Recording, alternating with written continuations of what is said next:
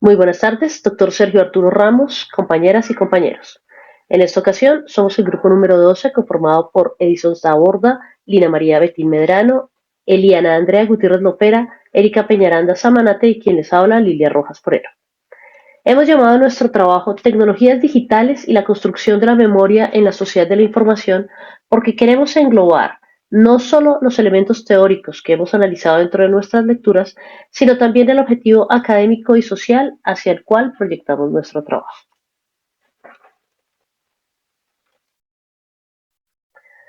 A partir de las preguntas generadoras que se nos han propuesto, hemos respondido con la construcción de una reflexión crítica sobre los elementos históricos, simbólicos y sociales de las tecnologías de la información, sus dinámicas, sus impactos en la manera de comunicarnos y relacionarnos y las nuevas competencias que se nos exigen a los ciudadanos dentro de este ecosistema digital. Analizamos cómo en la sociedad de la información, marcada por la globalización, el control sobre los flujos comunicativos se ha convertido en el pilar fundamental del poder social, político y económico. Tal como nos dice Scolari, todos los tipos de información se han convertido en un nuevo factor de producción.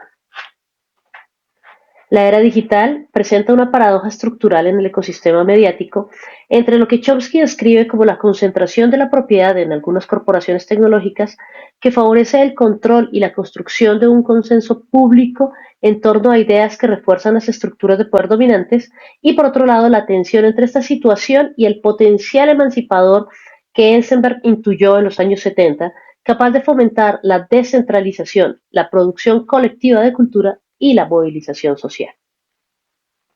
En nuestro documento, buscamos profundizar en esta compleja intersección, reflexionando sobre cómo las tecnologías digitales se han convertido en mediadoras de la interacción humana y la construcción de conocimiento crítico.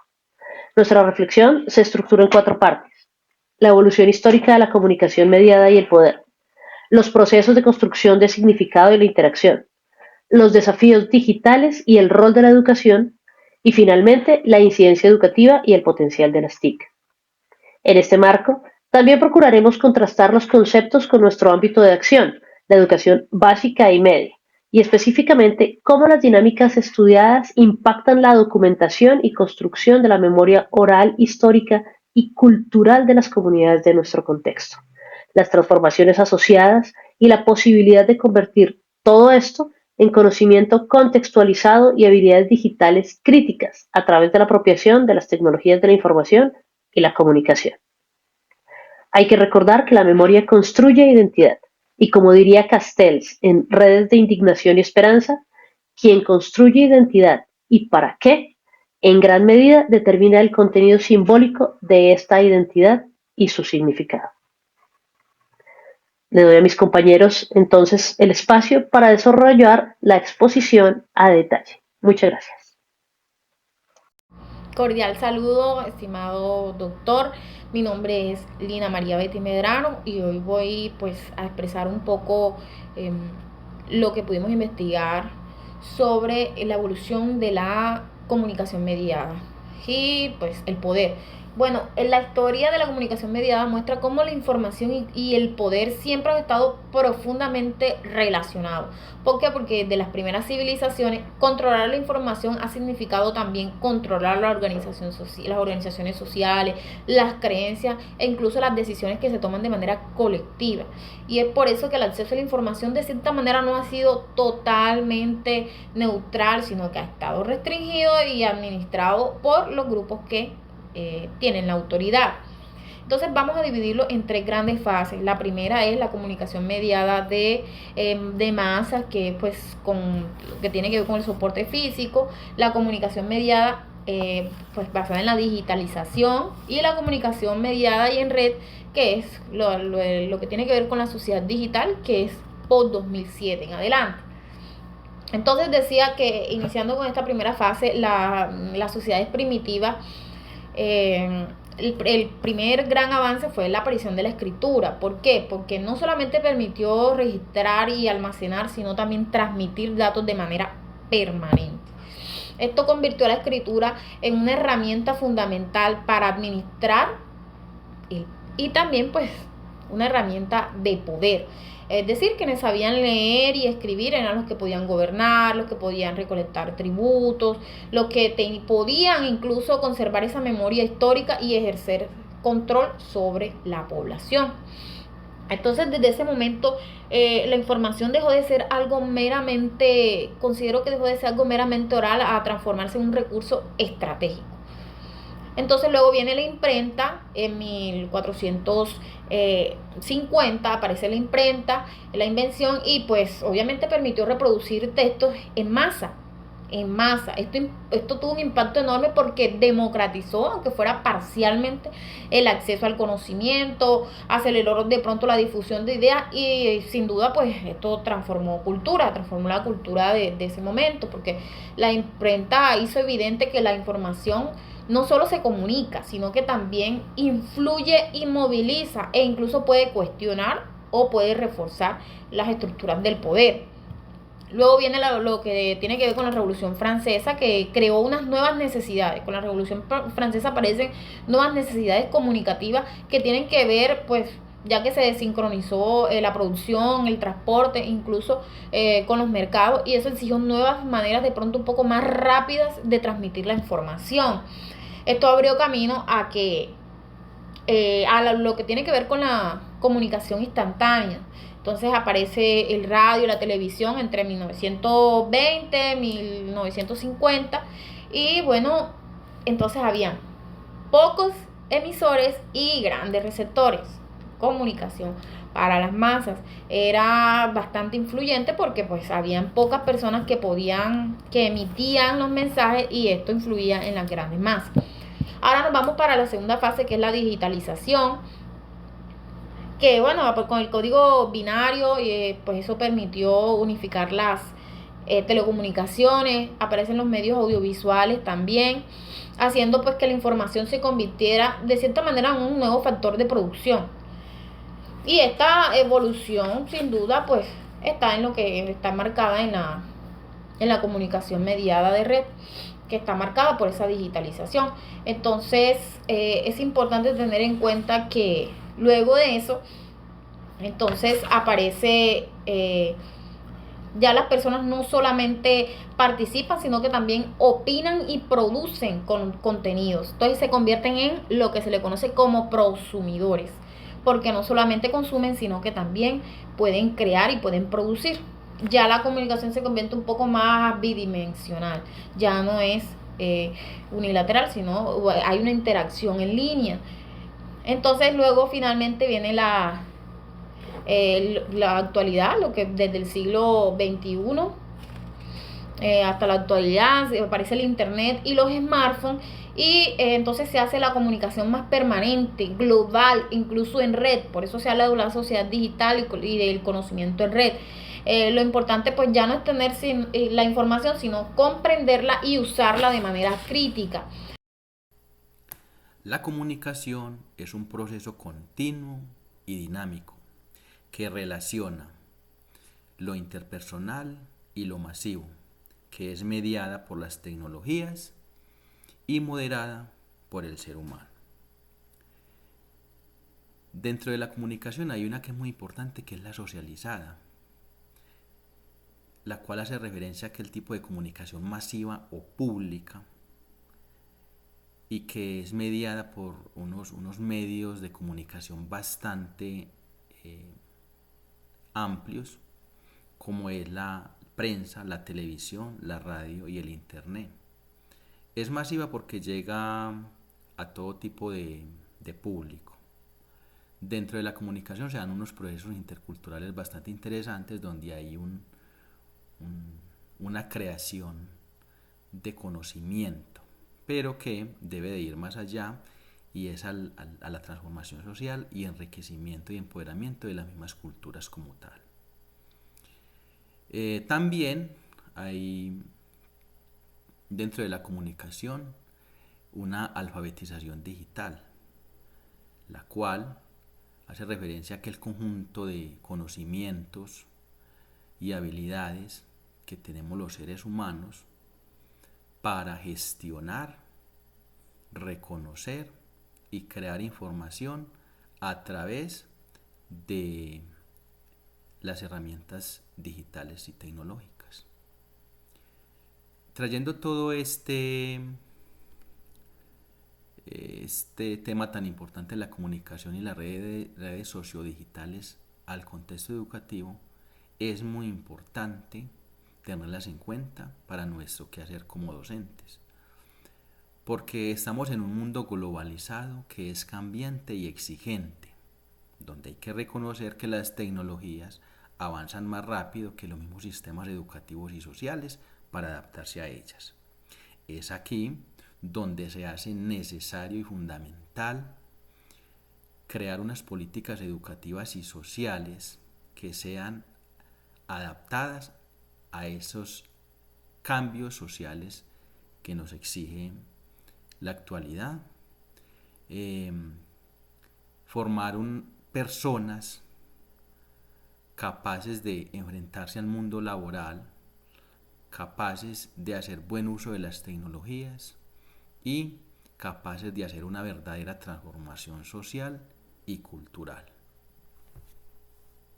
En la sociedad de la información, los significados se construyen de manera colectiva. Hay una interacción constante entre los usuarios, las plataformas y las tecnologías. Es allí donde los significados cobran otro sentido. Hay hiperabundancia de información, que es el paso de ser receptores pasivos a ser usuarios activos. Las realidades se construyen socialmente. Hay exceso de datos disponibles en entornos digitales. También vemos cómo la interacción se vuelve más digital. El uso de las plataformas, a través de ellas comparten ideas, experiencias, debaten y acuerdan sentidos. Hay un trabajo en red y forman comunidades de aprendizaje. Hay intercambio de significados. Aquí priorizan lo que es popular, lo que les provoca. Aquí es donde aparecen los algoritmos, que son esas preferencias que tienen los usuarios. La identidad y la subjetividad. Ya la información personal no es tan privada. Hay un yo narrativo en las redes donde se reacciona, se comenta, pero también son seguidos a través de las plataformas digitales. Hay participación y producción. Aquí la cultura es participativa. Aparece lo que son los prosumidores, o sea, aquellos usuarios que son productores de contenido, pero también consumen contenido. Con todos estos cambios tecnológicos, entonces los significados se van a caracterizar por ser editables, dinámicos, interactivos, accesibles y altamente mediados por las tecnologías. Entonces nosotros como equipo, pensándonos en todo esto que hemos hablado anteriormente, tenemos como propuesta para nuestro proyecto de grado o de trabajo de esta asignatura, crear las microhistorias digitales en entornos educativos colombianos. Este proyecto pretende que los niños compartan microhistorias digitales sobre sus ancestros, seguidos por temas orientados por nosotros los docentes. De esta manera podemos decir que los medios digitales como interacción se ven permeados allí. ¿Por qué? Porque las microhistorias no solamente serán relatos, serán espacios donde los niños compartirán experiencias familiares y culturales, interactuarán con ellos y reconocerán las identidades. Se fortalece la expresión y la comunicación. También hay otro componente de los significados, que es la participación y la producción activa. Estos niños se van a convertir en prosumidores, pero no solamente para consumir contenido, sino que ahora van a producir su propio contenido. Se vuelven narradores activos en su historia familiar y cultural. Esto asume que su autoestima, pertenencia e iniciativa se vean reflejados. También habrá identidad y subjetividad. Al narrar sus historias, las historias de sus ancestros, los niños construyen un sentido de identidad, reconociendo su origen, la memoria familiar y los valores. Se fortalece así la identidad personal y cultural. También vemos que los algoritmos, el intercambio de significados, al circular estas historias en entornos digitales, los niños aprenden a ver el mundo digital de otra manera, a ser más críticos y analíticos. Hay hiperabundancia de información, ya que el proyecto funcionará como una guía significativa, ayudando al niño a seleccionar lo importante de la historia familiar en vez de perderse en ese exceso de información. Y ellos también tienen esa facilidad de editar, de ser dinámicos, interactivos y accesibles a través de estas microhistorias. Como hemos visto a lo largo del análisis, podemos concluir que hay dos fuerzas opuestas en las redes digitales de información y comunicación. Las centralizadoras, en las cuales el control sobre la comunicación ha sido y sigue siendo la base para la articulación del poder, el cual se ejerce mediante el control centralizado de los medios como constructores de consenso, y cada vez más a través de la posibilidad que tienen los grandes actores de ser el núcleo de las conexiones y de aprovechar la red global para imponer reglas, protocolos y tendencias de comunicación. No obstante, esto se ve equilibrado por las posibilidades de la era digital, que provee las herramientas para una participación distribuida y promueve un uso emancipador de los medios, en contraste con el otro modelo caracterizado por Chomsky como represivo. Ejemplos de esta resistencia cultural son los movimientos de cultura libre, Free Software y las licencias Creative Commons que buscan expandir los bienes comunes digitales frente a la privatización del conocimiento y las restricciones del copyright. Esta tensión entre las fuerzas globalizadoras que promueven la concentración y los movimientos descentralizados define el campo de batalla actual por el futuro de la comunicación, en la cual el individuo no es ni puede ser solo un espectador, sino que, como dice Venanti, se convierten en prosumidores que tienen incidencia en las discusiones públicas, directa o indirectamente, y en cosas tan importantes en la sociedad actual como son las políticas de gobernanza digital. En la sociedad digital de la información, los significados se construyen de manera colectiva a través de la interacción constante entre los usuarios, plataformas digitales y tecnologías. La hiperabundancia de información y datos, el papel de los algoritmos, la producción activa de contenidos y la transformación de la identidad evidencia un entorno comunicativo altamente dinámico, permeado por lo digital. En este escenario, en que los mensajes ya no dependen de un único formato, sino que, como plantea Scolari, integran múltiples lenguajes como la imagen, el audio y el texto y el video, se configuran narrativas transmedia que amplían la manera en que comprendemos y compartimos la realidad. En conjunto, estos elementos demuestran que los significados en la actualidad son editables, interactivos y mediados profundamente por tecnologías que configuran nuestras formas de comunicación, participación y relación con otros. La respuesta que encontramos es que los sistemas educativos deben aprovechar la descentralización y ubicuidad de las TIC para impulsar un aprendizaje activo y colaborativo. Proyectos como el que queremos llevar a cabo sobre la memoria comunitaria utilizan las tecnologías de información y comunicación para mediar la interacción intergeneracional y ejemplifican cómo transformar la información en conocimiento contextualizado, transformando las TIC en tecnologías del aprendizaje y el conocimiento. Estos proyectos capacitan a los estudiantes para actuar como co-creadores de cultura, adquiriendo competencias digitales críticas y utilizando la memoria como puente para la transformación social y el enriquecimiento mutuo.